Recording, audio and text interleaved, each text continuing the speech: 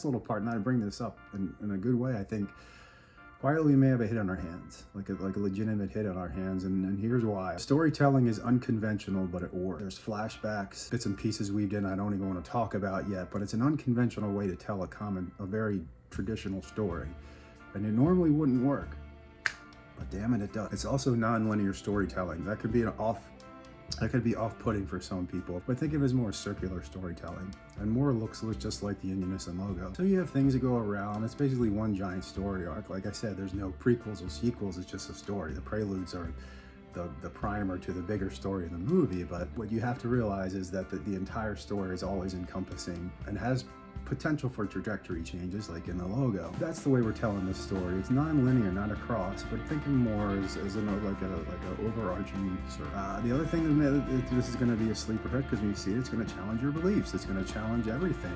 You're not going to leave the same person before you walked into the theater after you see In Unison. I think a lot of it's going to be, wait, what did I just see? Or whoa, slow down. And it could get both of those. The point is, you're either going to want to see it again, or you're going to want to talk about it immediately after or something. If it makes you angry, great.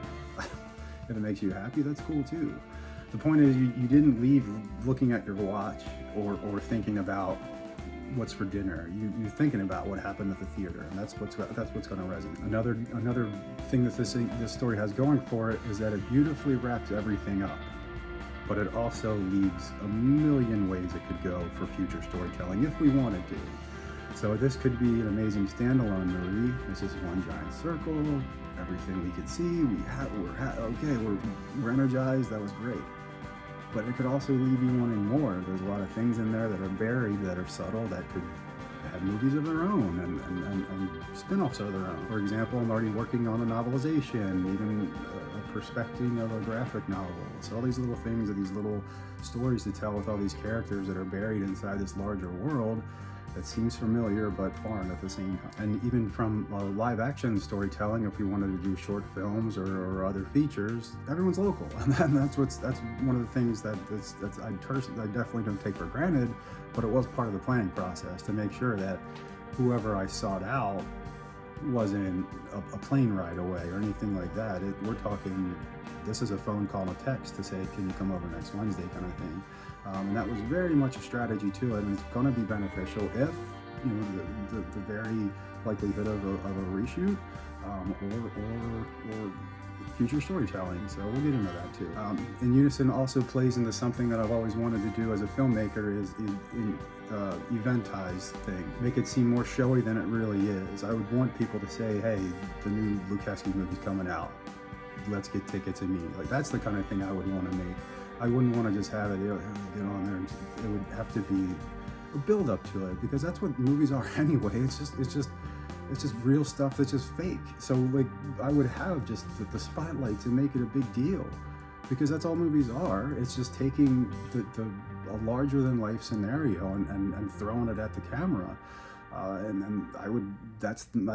What In Unison does is we have already 6 months of storytelling leading up to it that hardly anyone has seen.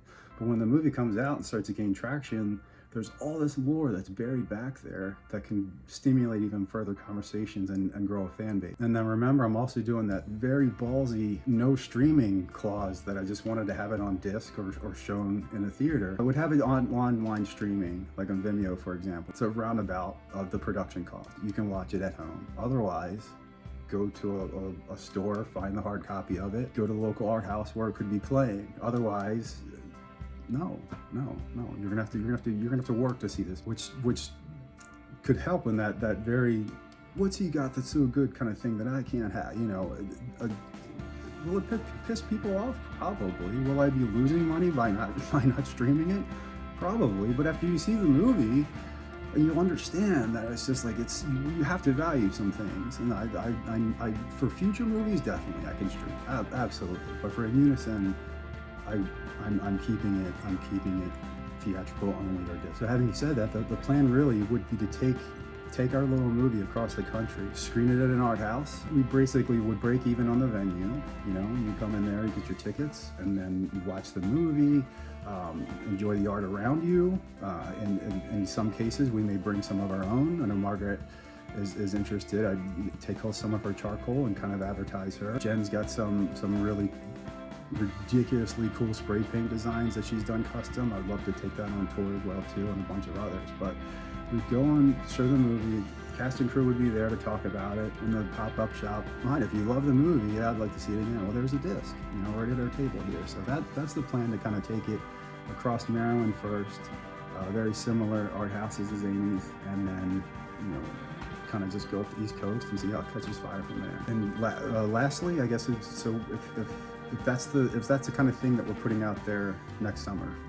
The summer kicks off more or less with, right off the bat, the summer kicks off with some Marvel stuff, a Marvel cash grab. Hugh Jackman teaming up with Ryan Reynolds. It's over. I don't know. Do we need it? I mean, I guess it's cool, but I think it's starting to become a pandering thing, and we're starting to just squeeze as many things in there as possible. But guys, it could be over. So I had this gutsy prediction back in 2021, 2022 about how when this movie comes out, 2024, this thing's going to tap into basically the zeitgeist. I think it's a prime time for us to know that people are going to be ready for a new message in movies.